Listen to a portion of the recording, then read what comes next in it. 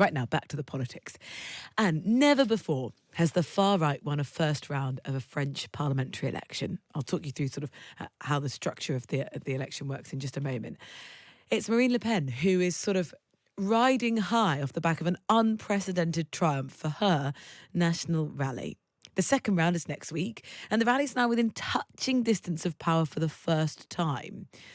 They are hoping that by the time the Paris Olympics is on, they'll be running the country. Le Pen said voters had turned their back on Macron, whose camp had virtually been wiped out. Well, let's go to Paris and speak to the journalist Francis Collings for more. Francis, good morning. Good morning to you, Rosie. So we've got this two-vote system. Tell us, first round, how was the vote split? Well, it's not been unexpected what you were talking about, the very decent result for the National Rally, formerly, of course, the National Front. And this is part of a process on behalf of Marine Le Pen of changing the profile of the organization that she leads, bearing in mind she inherited this effectively from her father, the far more controversial Jean-Marie Le Pen, who she at one stage kicked out of the party. She changed the name to the National Rally from the National Front, and of course did well in this election in the first round, as you say. Yesterday, something like 33% of the vote, which would translate in the National Assembly to not a full majority. They're chasing, don't forget, 289 seats to get that absolute majority they need to govern, but looking relatively close, looking interesting, bearing in mind what happens over the next 7 days, and of course in round two next Sunday. Yeah, so talk to us about how the system works. We now gear towards round two, and obviously Le Pen, Jordan Bardella, they want that absolute majority. Yeah, and you mentioned as well when she gave her speech afterwards, she said that they had wiped out the Macron bloc. She was quite brutal in talking about the corrosive power of the last 7 years disappearing. So this is what they're after. They want their absolute majority. And there has been an increase in the right-wing vote over the years, dating back as far as when her father was standing. We've been seeing this gathering pace, election after election, and they doubled their vote.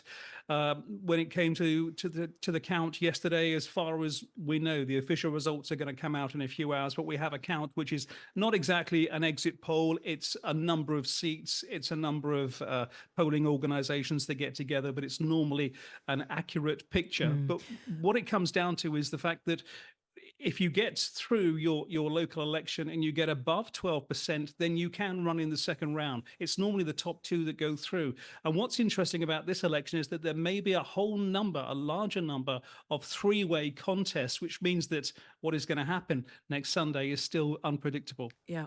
What do you think is behind this sort of rise in support for Le Pen and the National Rally? It's something that's been increasing, as I say, for years. I mean, I think a lot of it has to be put down to, well, I mean, they have their regular themes, of course, of immigration, of security, but as well as that, Macron is not popular, and often he's done okay in the votes because people have voted for him because they want to keep out the far right, or indeed the left, and the left did relatively well as yesterday as well, getting something like 28%. Macron himself, he doesn't really cut through. He's seen as being elitist in pushing through policies that benefit the rich, and Marine Le Pen has been very clever because she doesn't do too well personally when she comes up against someone as sharp as Macron in, for example, presidential debates over the last two elections that I've covered. But in appointing Jordan Bardella as her president 2 years ago, she has aimed the party towards a youth vote, towards a fresher angle. And of course, he's got masses of followers on TikTok. He's appealing on social media, and that is cutting through. Yeah, for sure. You think Macron didn't have to do this? Why did he? I still can't quite work it out. Someone was saying it's all based on finance. He needed to do it to jumpstart the economy. I think the consensus is that He thought, well, let's just see them show their hand. Let's just see if we can either get a coalition together that is going to dent them when it comes to the vote, which of course hasn't happened, or worst case scenario, if they do get elected, if they are in power, then let them govern for the next 3 years of his term, because he's got 3 years left on his presidential term, and see how they do. And if they do badly, then that would strengthen the centrist hand come the next election in 3 years' time. Bearing in mind, of course, the problem is Macron cannot run, so the centre alliance is going to be looking for someone who can attract support from all sides, including, of course, that they want to attract support from the far right and the far left. But put them in, let's see how badly they do, seems to be a general theory. I'm not entirely sure why some 3 weeks later he decided to jump. But he is someone who does think carefully, but he's also can be quite opportunistic. Maybe it's a case of hubris, I don't know, but it certainly has backfired this morning. Francis, thank you. Francis Collins speaking to us there live from Paris, as France are also going through some significant political turmoil, just like us here. And also, if you were listening to Early Breakfast in the early hours of Thursday into Friday morning, America too. Round one has happened in France over the weekend. It's looking bad for Macron. His rival Marine Le Pen's National Rally has secured a clear lead. Now we head to the second round, and it could get a little bit complicated. Emma James is a freelance journalist working for France 24 in Paris. Morning, Emma. Good morning. Give us the headline, because there was a lot of talk about National Rally dominating. In the first round of voting, has that come to pass? Yes, in a word. They didn't do quite as well as was projected a week or so before. They got 34% in the end. Of course, these are from exit polls, so this might change a little bit once all the real votes have actually been tallied up. But the exit polls are normally pretty accurate here in France. They got 34%. The new Popular Front, which is a sort of a grouping of left-wing parties, including the very far left, which are pretty extreme, they got 28.1, so not too far behind. And then lagging in third was Ensemble Together, which is the Macronist centrist bloc. They got 21%. And then the Republican Party is kind of forgotten about because they've had all of their thunder stolen by the far right. The right-wing party of the traditional right wing got just 10% in these votes. So now it's going to be on to, all eyes are on the second round. Some people have already gone through in the first round because they got over 50% of the vote. But the second round is going to be all important, deciding the makeup of what we have here in future here in France. So, and is the most likely result a kind of hung parliament? Because it's interesting, you've got the right doing well and the left doing well. Presumably there's a likelihood that will not quite cancel itself out, but hang the parliament.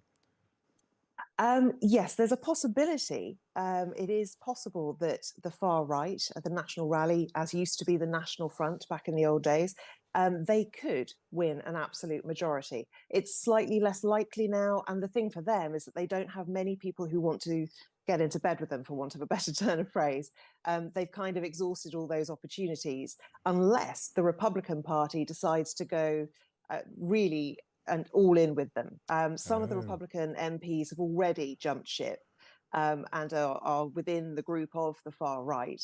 The Republicans are the only party, as far as I know, that hasn't joined the call for all parties to work together to make sure that the National Front, National Rally isn't elected.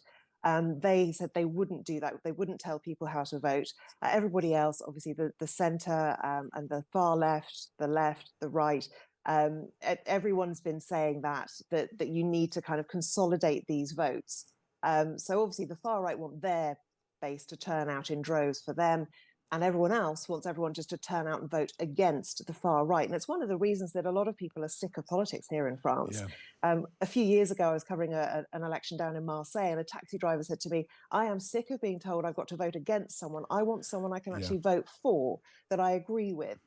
So it's a possibility they could get a majority. If they don't, and that is probably more likely, then we are really in very sticky territory. And we could end up with a strange coalition, perhaps, of the centre joining with the left. But Macron doesn't want to have anything to do with the far left because they're so far left, they're almost back round on the right.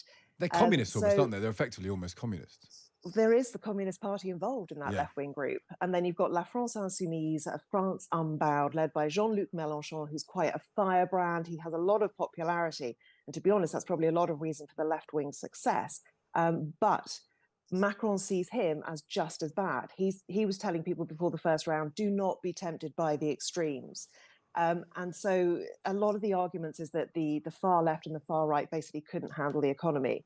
And certainly when you look at all the big promises made by the National Rally, which is what has undoubtedly tempted a lot of people in, they've kept a little bit quiet about matters of racism. They don't talk too much about it. Certainly yesterday, Jordan Bardella in his speech, it was a long time before he made one very swift mention of immigration and how they were going to plan to tackle that.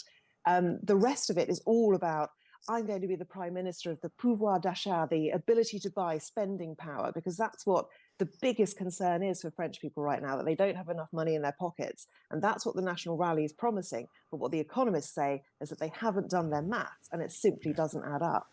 Emma, it's so interesting. And the parallels, everyone sitting here listening will be thinking to themselves, National Rally, is that the same as Reform?